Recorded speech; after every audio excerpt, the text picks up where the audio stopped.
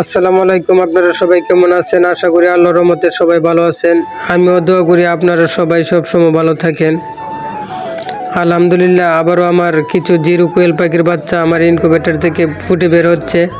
সেই জন্যে ব্রুডিং ঘরের কাজ সেরে ফেলতেছি, কেননা ব্রুডিং ঘরে কয়েক ঘন্টা আগে লাইট জ্বালিয়ে রাখতে হয়। আলহামদুলিল্লাহ, আমার ব্রুডিং ঘরে আমার বাচ্চাগুলো নিয়ে আসলাম। বাচ্চাগুলো দেখতে অনেক সুন্দর লাগতেছে। আপনাদের কেমন লাগতেছে কমেন্টে জানাবেন। কিছুক্ষণ রাখার পরে ব্রুডিং করে ছেড়ে দিচ্ছি বাচ্চাগুলোকে। অনেকে ভাই বলতে পারেন কেন অল্প অল্প করে আমি পাখি ফুটাচ্ছি, কেননা এখন কোয়েল পাখির সিজন না, সেই জন্য বেশি করে শুরু করতেছি না। আশা করি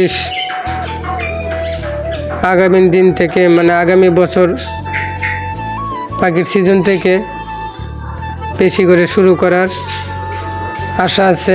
আপনারা দোয়া করবেন আমি যেন কোয়েল পাখির খামারটা অল্প অল্প করে বড় করতে পারি।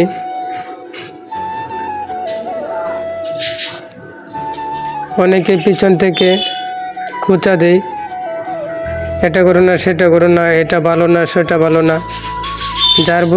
যার বুঝে কাজ করবেন, সফলতা আসবে ইনশাল্লাহ। আপনারা সবাই আমার জন্য দোয়া করবেন। আসসালামু আলাইকুম।